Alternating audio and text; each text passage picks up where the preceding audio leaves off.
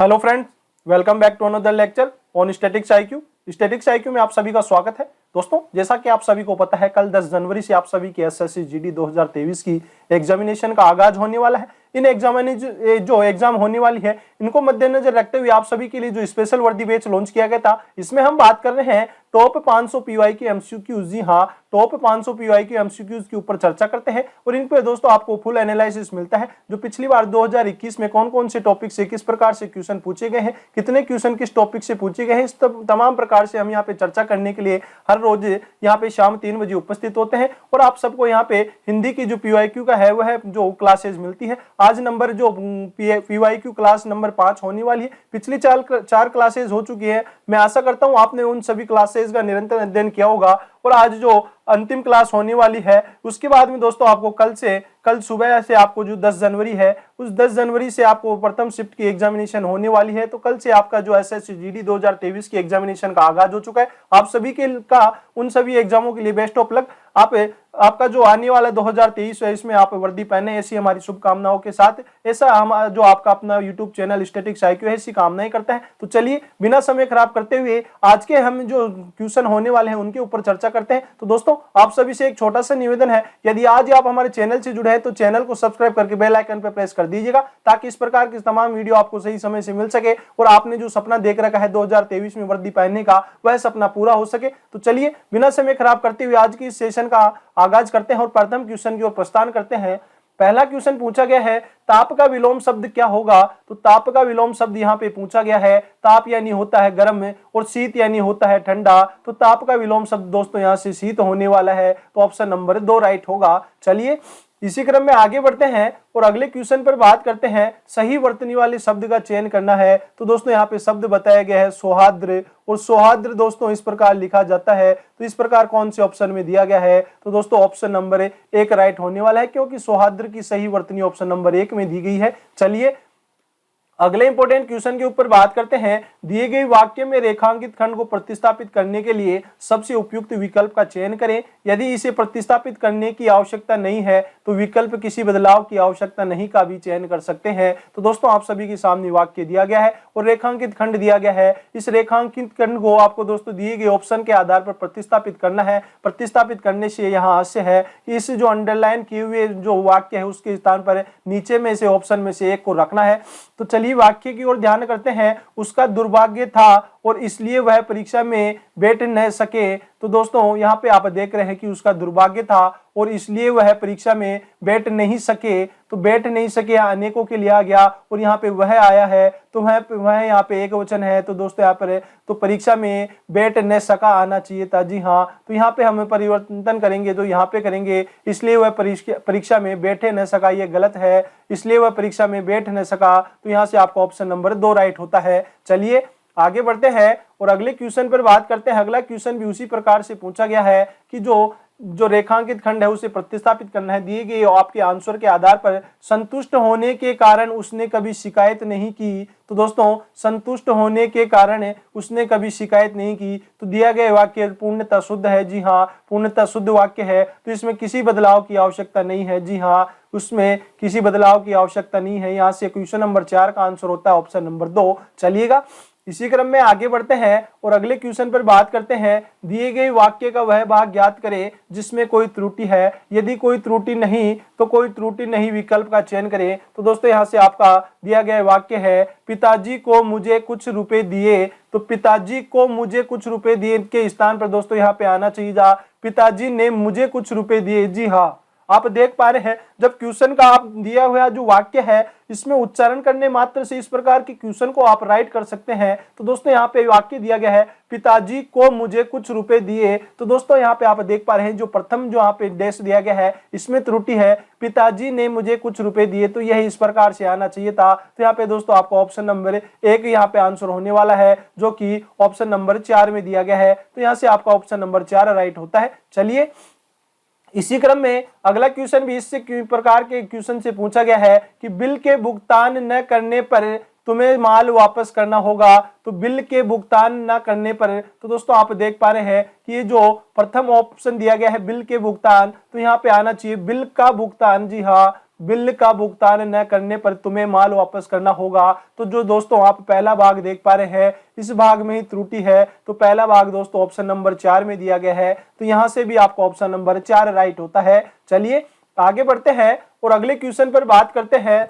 इस वाक्यांश के लिए एक सार्थक शब्द दीजिए। तो दोस्तों यहाँ पे वाक्यांश के लिए एक शब्द बताना है। किसी पर विजय पाने की इच्छा रखने वाले को क्या कहा जाता है? ये दोस्तों क्वेश्चन रिपीटेड क्वेश्चन है, जो कि पिछली जो हमने एनालिसिस करवाया उनमें पूछा जा चुका है। जिज्ञासु, जी हाँ, किसी पर विजय पाने की इच्छा रखने वाले व्यक्ति को जिज्ञासु कहा जाता है। जी हाँ, जिज्ञासु कहा जाता है। तो यहाँ से आपका ऑप्शन नंबर 2 राइट होता है। चलिएगा इसी क्रम में अगले क्वेश्चन पर बात करते हैं। रिक्त स्थान को भरने के लिए सबसे उपयुक्त शब्द का चयन कीजिए। तो दोस्तों रिक्त स्थान को यहाँ पे भरना है। नई वस्तु की खोज को डैश कहते हैं। तो नई वस्तु की खोज को दोस्तों यहाँ से आविष्कार कहते हैं, जहाँ से ऑप्शन नंबर 1 राइट होता है। दोस्तों इस प्रकार के क्वेश्चन को आपको जो दिया गया वाक्य होगा जिसको उसका आपको बिल्कुल शुद्ध उच्चारण करना होगा कि नई वस्तु की खोज को डैश कहते हैं। तो जो नई वस्तु की खोज होगी उसे गवेषणा नहीं कहेंगे, संशोधन नहीं कहते हैं, खोज कहते हैं। खोज तो दोस्तों यहाँ पे दिया गया है, खोज आने वाला नहीं है। इस प्रकार से आप ऑप्शन को जो एलिमिनेट करके भी दोस्तों यहाँ पे आंसर कर सकते हैं। तो यहाँ से आपका ऑप्शन नंबर 1 राइट होता है। चलिएगा अगले क्वेश्चन पर बात करते हैं। दिए गए शब्द का विलोम चुनना है। तो दोस्तों दिया गया शब्द है मौन। तो मौन का दोस्तों मौन होता है चुप रहना। तो दोस्तों यह चुप तो यह इसका समानार्थी शब्द हो गया, मौलिक यहाँ से नहीं होगा। मौन रहना, यह शांत रहना भी इसका समानार्थी शब्द है। तो ऑप्शन नंबर 3 बचता है कि जो मौन का जो विलोम शब्द होगा वह होगा वाचाल। और वाचाल क्या होता है? बहुत अधिक बोलने वाले को वाचाल कहते हैं। जी हाँ, बहुत अधिक बोलने वाले को वाचाल कहा जाता है। तो आपको यह भी पता होना चाहिए। ऑप्शन नंबर 3 राइट होता है। चलिए अगले क्वेश्चन पर बात करते हैं। पर्वत के ऊपर की समतल भूमि को क्या कहा जाता है? तो पर्वत की समतल भूमि को दोस्तों जो क्या कहा जाता है, इस प्रकार से वाक्यांश पूछा गया है। तो पर्वत के ऊपर की समतल भूमि को अधीयकता कहा जाता है। जी हाँ, अधीयकता कहा जाता है। तो यहाँ से ऑप्शन नंबर 3 राइट होता है। चलिए अगले क्वेश्चन पर बात करते हैं। अगला क्वेश्चन है जो यहाँ पे दिए गए रेखांकित खंड है उसको प्रतिस्थापित करना गया है दिए गए ऑप्शन के आधार पर। रावण वध के दिन अनेक लोग ने रामलीला देखी। तो दोस्तों यहाँ पे अनेक आ गया, यह बहुवचन है। तो यहाँ पे लोग सिंगल है, एक वचन दिख रहा है। तो यहाँ पे लोग की जगह हमें यहाँ पे लोगों करना होगा। जी हाँ, उनके अनेक लोगों ने रामलीला देखी। तो रावण वध के दिन अनेक लोगों ने रामलीला देखी, इस प्रकार से ये शुद्ध होने वाला है। तो लोगों किसमें है दोस्तों? यहाँ पे अनेक लोग ने रामलीला देखा, तो यह भी गलत है। अनेक लोगों ने रामलीला देखे, यह देखे गलत है। अनेक लोगों ने रामलीला देखी, तो यहाँ से आपका ऑप्शन नंबर 3 राइट होता है। चलिए आगे बढ़ते हैं और अगले क्वेश्चन पर बात करते हैं। तो आपको रिक्त स्थान की पूर्ति करनी है। मैंने अपने भाई को डैश भेजा कि रविवार को हमसे मिलने आना। तो मैंने अपने भाई को सूचना नहीं होगी, समाचार नहीं होगा, संवाद भेजा यह भी नहीं होगा। तो मैंने अपने भाई को संदेश भेजा कि रविवार को हमसे मिलने आना होगा। तो यहाँ से आपको ऑप्शन नंबर 4 राइट होता है। चलिए अगले क्वेश्चन पर बात करते हैं। अभी ही यह यहाँ से बाहर गया, कौन से भाग में त्रुटि है? तो अभी ही वह यहाँ से बाहर गया। तो अभी ही की जगह यहाँ पे दोस्तों क्या लिख सकते हैं? से बाहर राइट है, गया है राइट है, वह यहाँ यह भी राइट है। तो दोस्तों बचता है अभी ही। तो इस अभी ही भाग में त्रुटि है। अभी ही के स्थान पर क्या आना चाहिए दोस्तों? अभी ही वह यहाँ से बाहर गया। तो अभी ही दोस्तों वह यहाँ से बाहर नहीं गया, इस भाग में त्रुटि है। ऑप्शन नंबर 3 राइट होता है। चलिएगा अगले क्वेश्चन पर बात करते हैं। समानार्थी शब्द बताना है कमल का। तो कमल का दोस्तों दिए गए ऑप्शन के आधार पर जो अंबुज होता है, अंबुज दोस्तों कमल को ही कहा जाता है। तो यहाँ से आपका ऑप्शन नंबर 1 राइट होता है। दोस्तों समानार्थी शब्द कहा जाए या पर्यायवाची शब्द कहा जाए, पर्यायवाची शब्द दोस्तों वह होते हैं कि एक शब्द के जो अनेक नाम होते हैं उनको उनमें रखा जाता है, जबकि समानार्थी शब्द होते हैं ऐसे दो शब्द जिनका समान अर्थ निकलता हो। जैसे दोस्तों कमल का और अंबुज का। दोस्तों यह जो कमल ही अंबुज होता है, अंबुज ही कमल होता है, तो आपको पता होना चाहिए। चलिए आगे बढ़ते हैं और अगले क्वेश्चन पर बात करते हैं। वाक्यांश के लिए एक शब्द दिए गए विकल्पों में से चुनना है। जिसका अपकार किया गया हो तो उसे अपकृत कहा जाता है। जी हाँ, जिसका उपकार किया गया हो उसे अपकृत कहा जाता है। तो यहाँ से दोस्तों जो ऑप्शन नंबर 2 है उसमें अपकृत दिया गया है। तो यहाँ से आपका ऑप्शन राइट होता है, ऑप्शन नंबर 2। चलिएगा इसी क्रम में अगले क्वेश्चन पर पढ़ते हैं। यहाँ पे दिया गया है शुद्ध वर्तनी वाले शब्द का चयन करना है। तो दोस्तों पूजनीय पूछा गया है, तो पूजनीय इस प्रकार से लिखा जाता है पूजनीय, तो यहाँ पे ऑप्शन नंबर 2 राइट होता है। अगले क्वेश्चन पर बात करते हैं। दिए गए शब्द का समानार्थी शब्द बताना है। तो पुष्प का समानार्थी शब्द क्या होता है? दिए गए ऑप्शन के आधार पर प्रसून, जी हाँ, प्रसून भी पुष्प होता है। और दोस्तों यहाँ पे पुष्प जो प्रसून का समानार्थी शब्द है, ऑप्शन नंबर 2 राइट होता है। चलिए अगले क्वेश्चन पर बात करते हैं। रिक्त स्थान को भरने के लिए सबसे उपयुक्त शब्द का चयन करना है। मेरे पिताजी ने यह डैश लिखी, तो उपन्यास तो दोस्तों लिखा जाता है, नाटक है जिसका रचना की जाती है, और संस्करण है दोस्तों, यह 2 संस्करण होता है भाग कि किसी पुस्तक के कितने भाग हैं। तो और जो दोस्तों मेरे पिताजी ने यह कहानी लिखी, तो इस प्रकार से आप ऑप्शन को यहाँ पे एलिमिनेट करके भी यहाँ पे ऑप्शन को राइट कर सकते हैं। तो यहाँ से आपका ऑप्शन नंबर 1 राइट होता है। चलिए अगले इंपोर्टेंट क्वेश्चन के ऊपर बात करते हैं। दिए गए 4 विकल्पों में से उस विकल्प का चयन करें जो नीचे दिए गए मुहावरे का अर्थ व्यक्त करता है। तो दोस्तों आप सभी के सामने मुहावरा दिया गया है, आंखों में धूल झोंकना। तो आंखों में धूल झोंकने का शब्द जो मुहावरे का शाब्दिक अर्थ होता है धोखा देना, जी हाँ,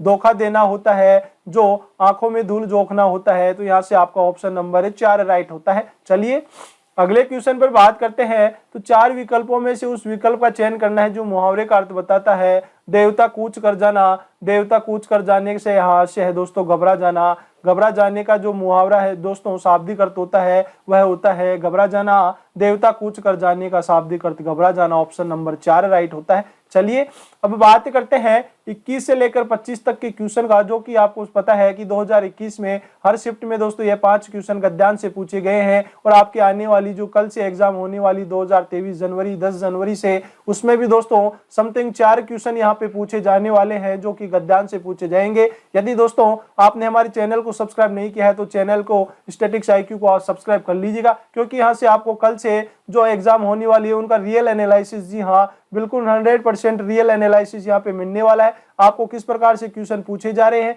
किस प्रकार से दोस्तों आपका क्वेश्चन कितने संख्या में कौन से टॉपिक से किस प्रकार से क्वेश्चन पुटअप होने समझते यहाँ पे बताने जाने वाला है। और दोस्तों आप देख पा रहे हैं कि जब 2021 में एग्जामिनेशन होती है तो उनमें एक फिक्स पैटर्न, जो कि प्रथम शिफ्ट में जो क्वेश्चन आए थे उन क्वेश्चनों के आधार पर जिन जिन टॉपिकों से वह क्वेश्चन छपे हैं उन टॉपिकों से ही दोस्तों अंत तक जब एग्जाम समाप्त होती है तब तक वही क्वेश्चन रिपीट होते जाते हैं या उन टॉपिकों से क्वेश्चन पूछे जाते हैं। चाहे बात की जाए मुहावरे से हर जो शिफ्ट में 3 क्वेश्चन पूछे जा रहे थे, जो कि दोस्तों जब क्वेश्चनों की संख्या 25 थी तब विलोम शब्द से 2, शुद्ध वर्तनी से 2 पूछे जा रहे हैं, रिक्त स्थान से 2 पूछे जा रहे हैं, पट्टी गद्यांश से 5 पूछे गए। इस प्रकार से यहाँ पे एसएससी एक फिक्स पैटर्न के ऊपर कार्य करती है। और दोस्तों इसीलिए आपको कहा जा रहा है कि यदि आप हमारे चैनल को सब्सक्राइब नहीं किया है तो चैनल को सब्सक्राइब कर लीजिएगा, क्योंकि यहाँ पे आपको यूट्यूब पे सबसे फास्ट यहाँ पे री एनालिसिस देखने को मिलने वाला है। प्रत्येक शिफ्ट के बाद में आपको जो यहाँ पे एनालिसिस मिलने वाला है कि किस प्रकार से क्वेश्चन पूछे गए। तो चलिए अब बात करते हैं इस क्वेश्चन के ऊपर जो दिया गया है। श्रद्धा का मूल तत्व है दूसरे का महत्व स्वीकार, अतः जिसकी देश दृष्टि अपने से लोग आगे नहीं जा सकती, अथवा देश के कारण जिन्हें अपनी ही बड़ाई के अनुभव की लत लग गई है, उनकी इतनी समाई नहीं कि वे श्रद्धा ऐसे पवित्र भाव को देश करे, और स्वार्थियों और अभिमानियों ने के देश में श्रद्धा नहीं टिक सकती, हृदय में श्रद्धा नहीं टिक सकती, और उनका अंतःकरण संकुचित और देश होता है कि वह दूसरों के कृति का यथार्थ मूल्य नहीं परख सकते। तो दोस्तों निम्न प्रश्नों के उत्तर उपरोक्त गद्यांश के आधार पर देने हैं। तो यहाँ पे जो रिक्त स्थान 1 के लिए सर्वाधिक उपयुक्त शब्द क्या होगा? तो दोस्तों यहाँ से बात की जाती है श्रद्धा का मूल तत्व है दूसरे का महत्व स्वीकार, अतः जिसकी देश दृष्टि अपने से आगे नहीं जा सकती, तो उसकी स्वार्थबद्ध, जी हाँ स्वार्थबद्ध जो दृष्टि होती है वह अपने से आगे नहीं जा सकती। तो यहाँ से ऑप्शन नंबर 1 राइट होता है। फिर बात करते हैं इसमें स्वार्थबद्ध आ चुका है, जी हाँ स्वार्थबद्ध आ चुका है। फिर दूसरा जो आएगा उसमें क्या आने वाला है कि दृष्टि अपने से आगे नहीं जा सकती, अथवा देश के कारण जिन्हें अपनी ही बढ़ाई। तो दोस्तों बढ़ाई कौन करता है? अभिमानी व्यक्ति अधिक बढ़ाई करता है। तो यहाँ पे दोस्तों अभिमान आने वाला है, अपने अभिमान के कारण जिन्हें अपनी ही बढ़ाई दिखती है। तो दोस्तों ऑप्शन नंबर 4 राइट होता है। अगले क्वेश्चन पर बात करते हैं कि यहाँ पे अभिमान आ चुका है, वहां पे श्रद्धाबद्ध आ चुका है।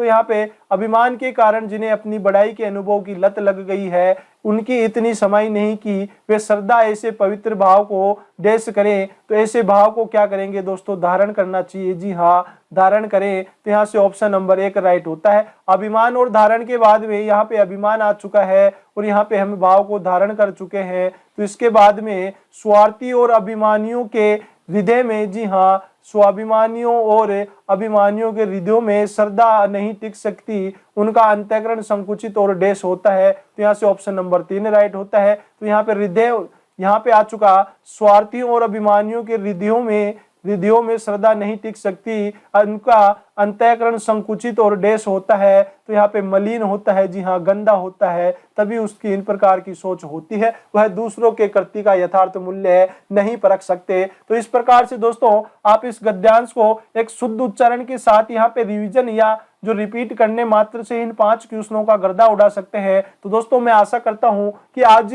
जो अब आपकी जो कल से एग्जाम होने वाली है उनमें जो 4 क्वेश्चन गद्यांश से पूछे जाने वाले हैं वह तो आपके लगभग गलत नहीं होने वाले, क्योंकि आपको जो 5 सेशन में दोस्तों हर शिफ्ट के जो आपकी हर क्लास के अंदर आपको जो 4 पेपर का एनालिसिस करवाया गया है, समथिंग 100 क्वेश्चन का यहाँ पे एनालिसिस करवाया गया है। इन 100 क्वेश्चनों में से दोस्तों 20 क्वेश्चन तो हमने जो किए हैं वह जो गद्यांश से किए हैं। तो दोस्तों एक दिन में 20 क्वेश्चन किए हैं, इस प्रकार की 5 क्लासेज हो चुकी है। तो यहाँ से आप 100 क्वेश्चन, जी हाँ, जो 5 दिन के अंदर 100 क्वेश्चन आप गद्यांश से कर चुके हैं। तो दोस्तों मैं आशा करता हूं आने वाली कल से आपकी जो एग्जाम होने वाली है उनमें आपके यह क्वेश्चन गलत नहीं होने चाहिए, क्योंकि 4 क्वेश्चन यहाँ पे गद्यांश से पूछे जाने की उम्मीद है। तो दोस्तों ये 4 क्वेश्चन आपके बिल्कुल राइट होने चाहिए। तो चलिए आगे बढ़ते हैं और अगली शिफ्ट के जो पर्सन है उनके ऊपर चर्चा करते हैं। परिचारक का पर्यायवाची शब्द क्या होगा? तो परिचारक किसे कहा जाता है दोस्तों? जो सेवक होता है उसे ही परिचारक कहा जाता है। तो यहाँ पे ऑप्शन नंबर 1 राइट होता है। चलिए आगे बढ़ते हैं और अगले जो क्वेश्चन पर बात करते हैं। दिए गए वाक्यांश के लिए एक शब्द दीजिए। तो यहाँ पे दिया गया वाक्यांश है किए हुए को मानने वाला। तो दोस्तों किए हुए को मानने वाले को कृतज्ञ कहा जाता है। जी हाँ, कृतज्ञ कहा जाता है। तो आपको यह भी पता होना चाहिए कि कृतज्ञ किसे कहा जाता है। तो किए हुए को मानने वाले का दोस्तों जो वाक्यांश के लिए एक शब्द है वह होने वाला है कृतज्ञ। ऑप्शन नंबर 4 राइट होता है। चलिए अगले क्वेश्चन पर बात करते हैं, जिसमें दिया गया है कि रेखांकित खंड को प्रतिस्थापित करना गया है दिए गए ऑप्शन के आधार पर। तो भारत में मानसिंहराम में सर्वाधिक वर्षा होता है। तो दोस्तों यहाँ पे आप देख पा रहे हैं जो रेखांकित भाग है, सर्वाधिक वर्षा होता है के स्थान पे यहाँ पे आना चाहिए सर्वाधिक वर्षा होती है। तो दोस्तों यहाँ पे इस भाग में त्रुटि है, तो इसका हम बदलाव कर सकते हैं, जो कि ऑप्शन नंबर 1 में दिया गया है, सर्वाधिक वर्षा होती है। तो दोस्तों ऑप्शन नंबर 1 राइट होता है। अगले इंपॉर्टेंट क्वेश्चन के ऊपर बात करते हैं। निम्न मुहावरे का अर्थ व्यक्त करने वाले विकल्प का चयन कीजिए। तो होश उड़ना, तो होश उड़ने का जो मुहावरा है उसका शाब्दिक अर्थ होता है डर जाना। जी हाँ, डर जाना होता है, होश उड़ना ही दोस्तों शाब्दिक अर्थ होता है। तो ऑप्शन नंबर 4 राइट होता है। चलिए अगले इंपॉर्टेंट क्वेश्चन के ऊपर बात करते हैं कि दिए गए शब्द के समानार्थी शब्द का चयन करें। तो उजास का दोस्तों समानार्थी शब्द बताना है। उजास से दोस्तों यहाँ हास्य है, उजाला से, चमक से। तो यहाँ पे दोस्तों आपका चमक दिया गया है, जो कि ऑप्शन नंबर 3 राइट होता है। चलिए अगले इंपॉर्टेंट क्वेश्चन के ऊपर बात करते हैं। रिक्त स्थान की पूर्ति करनी है। तो इस मशीन में कुछ डैश है। तो मशीन में क्या हो सकती है दोस्तों? झकझक हो सकती है, खटपट हो सकती है, गड़बड़ हो सकती है या बड़बड़ हो सकती है। तो दोस्तों उपयुक्त चारों ऑप्शन को देखने पे हमें ऑप्शन नंबर 3 उपयुक्त लगता है कि इस मशीन में कुछ गड़बड़ है। तो यहाँ से आपका ऑप्शन नंबर 3 राइट होता है। चलिए अगले इंपॉर्टेंट क्वेश्चन के ऊपर बात करते हैं। जो पढ़ने में रोचक लगे। तो दोस्तों जो पढ़ने में रोचक लगे उसके लिए वाक्यांश के लिए एक शब्द है पठनीय। जी हाँ, जो पढ़ने में रोचक लगे उसे पठनीय कहा जाता है। तो यहाँ से आपका ऑप्शन नंबर 4 राइट होता है। चलिएगा आगे बढ़ते हैं और अगले इंपॉर्टेंट क्वेश्चन के ऊपर बात करते हैं कि कामयानी पढ़कर आनंद का अनुभव होता है। तो इसके किस भाग में त्रुटि है? तो दोस्तों दिए गए वाक्य को पढ़ने पे हमें लगता है कि जो एक बार फिर से देखते हैं, कामयानी पढ़कर आनंद का अनुभव होता है। तो दोस्तों ये दिया गया वाक्य है, बिल्कुल शुद्ध वाक्य है, इसमें किसी प्रकार की त्रुटि नहीं है। तो दोस्तों ऑप्शन नंबर 4 का चयन करेंगे कि कोई त्रुटि नहीं, जो कि ऑप्शन नंबर 2 में दिया गया है। चलिएगा इसी क्रम में अगले क्वेश्चन पर बात करते हैं। जो मुहावरे और उसके अर्थ युक्त सही युग्म की पहचान करनी है। अंबर के तारे गिनना, अंबर के तारे गिनने का दोस्तों शाब्दिक अर्थ होता है अंबर के तारे गिनना, अच्छा काम करना, जी हाँ, विश्वसनीय काम करना। अंगूठा दिखाने का आशय है दोस्तों साफ मना करना, मुसीबत मोल लेना नहीं होता है, साफ मना करना होता है। अंगारे सिर पर रखना, अंगारे सिर पर रखने का है कठिन परिश्रम करना, तो यहाँ पे यह भी नहीं होने वाला। आंखों में धूल झोंकना, धोखा देना, जी हाँ, ऑप्शन नंबर 4 यहाँ से राइट होता है। आंखों में धूल झोंकना मुहावरे का शाब्दिक अर्थ होता है धोखा देना, जो कि ऑप्शन नंबर है यहाँ से 4 राइट होता है। चलिए अगले इंपॉर्टेंट क्वेश्चन के ऊपर बात करते हैं कि विलोम शब्द बताना है। तो आग्रह का विलोम शब्द होता है दुराग्रह, जी हाँ, दुराग्रह होता है आग्रह का विलोम शब्द, जो कि ऑप्शन नंबर 2 में दिया गया है। चलिएगा स्टूडेंट्स अगले क्वेश्चन के ऊपर बात करते हैं। सही वर्तनी वाले शब्द का चयन करना है। तो प्रतिनिधि लिखा गया है, जी हाँ, और प्रतिनिधि इस प्रकार से लिखा जाता है। अब आपको मिलान करना है कौन से ऑप्शन में प्रतिनिधि इस प्रकार से लिखा गया है। तो प्रतिनिधि ऑप्शन नंबर 3 में इस प्रकार से लिखा गया है, तो यहाँ पे आपका आंसर होता है ऑप्शन नंबर 3। चलिएगा आगे बढ़ते हैं और अगले इंपॉर्टेंट क्वेश्चन के ऊपर बात करते हैं। रिक्त स्थान को भरना है। भरत को कैकेयी की करनी पर डैश हुआ। तो भरत को कैकेयी की करनी पर यहाँ पे क्या होना चाहिए, तो यहाँ पे शोभ होना चाहिए, दुख होना चाहिए, तो ऑप्शन नंबर 1 राइट होता है। चलिए अगले इंपॉर्टेंट क्वेश्चन के ऊपर बात करते हैं। तो वह रिक्त स्थान की पूर्ति कर रहा है। बच्चा माँ बाप की आंखों का क्या होता है। तो बच्चा दोस्तों चाहे माँ बाप का बड़ा हो या छोटा हो, वह हमेशा उनकी आंख का तारा होता है। जी हाँ, माँ बाप का बच्चा हमेशा आंख का तारा होता है, तो ऑप्शन नंबर 3 राइट होता है। चलिए अगले क्वेश्चन पर बात करते हैं। अमावस्या को अंधेरा छा जाता है, रेखांकित शब्द का विलोम बताइए। तो दोस्तों अमावस्या को अंधेरा छा जाता है, तो जो पूर्णिमा की रात होती है उसमें सर्वाधिक चमकीली रात होती है। जी हाँ, पूर्णिमा की रात होती है वो सर्वाधिक चमकीली होती है। तो अमावस्या को दोस्तों सबसे ज्यादा अंधेरा होता है। इसी क्रम में विलोम देखें तो पूर्णिमा को सबसे ज्यादा उजाली रात होती है। तो यहाँ से आपका ऑप्शन नंबर 4 राइट होता है। चलिएगा अगले क्वेश्चन के ऊपर बात करते हैं। दिए गए वाक्य के किस भाग में त्रुटि है। तो उनके शासनकाल में दंगे हुए। तो शासनकाल दोस्तों कौन से भाग में यहाँ पे त्रुटि है। तो उनके सही है शासनकाल। दोस्तों शासनकाल इस प्रकार से लिखा जाता है, जी हाँ, शासनकाल जो लिखा जाता है वह इस प्रकार से लिखा जाता है। सह षटकोण की जगह यहाँ पे सह स्लेट आना चाहिए था। तो यहाँ पे दोस्तों जो त्रुटि है ऑप्शन नंबर 1 में त्रुटि है, जो कि शासनकाल शब्द में त्रुटि बताई गई है। अगले इंपॉर्टेंट क्वेश्चन के ऊपर बात करते हैं। दिए गए वाक्यांश के लिए एक शब्द दीजिए। तो दिए गए वाक्यांश है जिसे बुलाया गया हो। तो जिसे बुलाया गया हो उसे आहूत कहा जाता है। जी हाँ, आहूत कर कर बुलाना, या दोस्तों जिसे बुलाया गया हो उसे आहूत कहा जाता है। ऑप्शन नंबर 3 राइट होता है। चलिए अगले इंपॉर्टेंट क्वेश्चन के ऊपर बात करते हैं। हमें त्रुटि बतानी है। तो दोस्तों वाक्य दिया गया है वृक्षों पर कोयल कूक रही है। तो दोस्तों वृक्षों पर कोयल कूक रही है। तो दोस्तों एक कोयल अनेक वृक्षों पर नहीं बैठ सकती। यहाँ पे वृक्षों दोस्तों बहुवचन दिया गया है, अनेक वृक्षों के लिए कहा गया है, जबकि दोस्तों यहाँ पे आना चाहिए कि वृक्ष पर कोयल कूक रही है। जी हाँ, वृक्ष पर कोयल कूक रही है, इस प्रकार से आना चाहिए था। कोयल कूक रही है, इस प्रकार से आना चाहिए था, क्योंकि कोयल एक जो दोस्तों एक वचन के लिए कहा गया है, जबकि वृक्षों दोस्तों अनेक लिख दिए गए। एक कोयल अनेक वृक्षों पर नहीं कूक सकती, इसलिए दोस्तों वृक्ष पर कोयल कूक रही है, इस प्रकार से आना चाहिए। तो दोस्तों वृक्षों पर यहाँ पे त्रुटि है। अगले इंपॉर्टेंट क्वेश्चन के ऊपर बात करते हैं कि जो दिए गए वाक्य में रेखांकित अंश को प्रतिस्थापित करना है। तुम मुझे अपना छोटा सा भाई समझो। तो दोस्तों यहाँ पे तुम मुझे अपना छोटा सा भाई नहीं के स्थान पर यहाँ पे आना चाहिए छोटा भाई। जी हाँ, इस सा को यहाँ पे कैंसिल करेंगे और छोटा भाई होगा कि तुम मुझे अपना छोटा भाई समझो। तो यहाँ से आपका ऑप्शन नंबर 2 राइट होता है। चलिए अगले इंपॉर्टेंट क्वेश्चन के ऊपर बात करते हैं। सही वर्तनी वाले शब्द का चयन करना है और वह लिखा गया है पारलौकिक। पारलौकिक किस प्रकार लिखा जाता है। तो दो स्टूडेंट्स पारलौकिक इस प्रकार से लिखा जाता है। देख लीजिएगा कौन से ऑप्शन में यह लिखा गया है। तो ऑप्शन नंबर 1 में यह लिखा गया है। तो यहाँ से आपका क्वेश्चन नंबर 19 का आंसर होता है ऑप्शन नंबर 1 पारलौकिक। चलिए स्टूडेंट्स अगले क्वेश्चन पर बात करें तो यहाँ पे रेखांकित भाग को हमें प्रतिस्थापित करना है। दिए गए वाक्यों को पढ़कर मुझसे अब चल नहीं सकता, मुझसे अब चला नहीं जाता। तो दोस्तों आप केवल इस प्रकार के क्वेश्चनों को पढ़ने मात्र से इनका गर्दा उड़ा सकते हैं कि मुझसे अब चल नहीं सकता। तो दोस्तों यह वाक्य में त्रुटिपूर्ण है, तो इसको सही करेंगे। तो मुझसे अब चला नहीं जाता। जी हाँ, मुझसे अब चला नहीं जाता, इस प्रकार से आना चाहिए था। तो यहाँ पे दोस्तों चला नहीं जाता ऑप्शन नंबर 3 में दिया गया है। तो यहाँ से आपका आंसर ऑप्शन नंबर 3 होना चाहिए। चलिए अगले इंपॉर्टेंट क्वेश्चन के ऊपर बात करें, जो 21 से 25 तक आपको गद्यांश दिया गया है, इनके आंसर हमें सोल्व करने हैं। दोस्तों दिए गए गद्यांश में कुछ शब्द हटा दिए गए हैं। संबंधित प्रश्नों में प्रत्येक संख्या के लिए सबसे उपयुक्त विकल्प का चयन करना है। तो दोस्तों यहाँ पे बात करें गद्यांश के प्रथम यहाँ पे जो डैश दिया गया है उस पे आचार्य महावीर प्रसाद द्विवेदी ने हिंदी निबंध के स्वरूप और डैश का डैश किया। तो दोस्तों यहाँ पे देखें कि जो दिशा है आएगी कि स्वरूप और दिशा का, तो अब अगले ऑप्शन में क्या आने वाला है उसके ऊपर बात करते हैं। तो यहाँ पे दोस्तों दिशा आ चुका है, जी हाँ यहाँ पे दिशा आ चुका है कि आचार्य महावीर प्रसाद द्विवेदी ने हिंदी निबंध के स्वरूप और दिशा का यहाँ पे निर्धारण किया। जी हाँ दिशा का निर्धारण किया। तो यहाँ से दोस्तों दो ऑप्शन हम कर चुके हैं, दिशा और निर्धारण आ चुका है। फिर अगले जो डैश के ऊपर बात करते हैं, यहाँ पे आ चुका है कि डैश दिशा का निर्धारण किया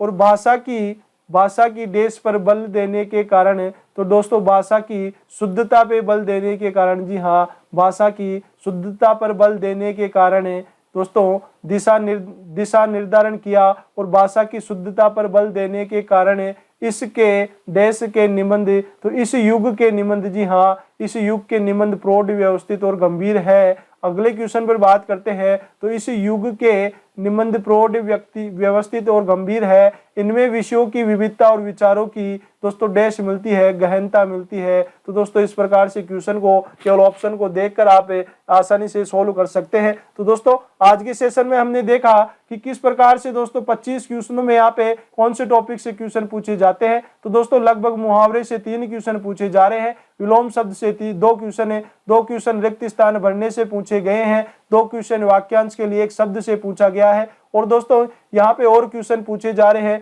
3 क्वेश्चन पूछे जा रहे हैं जो रेखांकित खंड को प्रतिस्थापित करना है, 2 क्वेश्चन शुद्ध वर्तनी से पूछे गए और यहाँ पे 5 क्वेश्चन है जो कि दोस्तों पूछे जा रहे हैं वह है अपठित गद्यांश से पूछे जा रहे हैं। इस प्रकार दोस्तों 3 और 2 5 7 9 यहाँ पे होता है 12 और 2 होते हैं 14 और 15 या 19। तो इस प्रकार से दोस्तों आप देख पा रहे हैं 20 क्वेश्चन। इनके अलावा भी दोस्तों काफी इजी क्वेश्चन पूछे गए, समथिंग 25 क्वेश्चन का हमने देख चुके हैं कि किस प्रकार से किस टॉपिक से क्वेश्चन पूछे जा रहे हैं। और दोस्तों आपको जो कल से आपकी एग्जाम होने वाली है उनमें दोस्तों 20 क्वेश्चन पूछे जाने वाले हैं, जिनमें दोस्तों 4 क्वेश्चन कंफर्म यहाँ पे गद्यांश से पूछे जाने वाले हैं। और दोस्तों आपको कम से कम इन गद्यांश के क्वेश्चन तो बिल्कुल राइट करके आना है, क्योंकि आपके अपने यूट्यूब चैनल स्टैटिक्स IQ ने आपको यहाँ से 100+ क्वेश्चनों का यहाँ पे जो गद्यांश का रिवीजन करवाया है कि किस प्रकार से पिछले एग्जाम में पूछे गए। तो दोस्तों यहाँ से आपको किसी प्रकार से गद्यांश से यदि क्वेश्चन पूछा जाता है तो आप उनको बिल्कुल सही शुद्ध उच्चारण करके पढ़ना है। शुद्ध उच्चारण करके पढ़ने मात्र से आप इस प्रकार के चारों क्वेश्चनों को गर्दा उड़ा सकते हैं।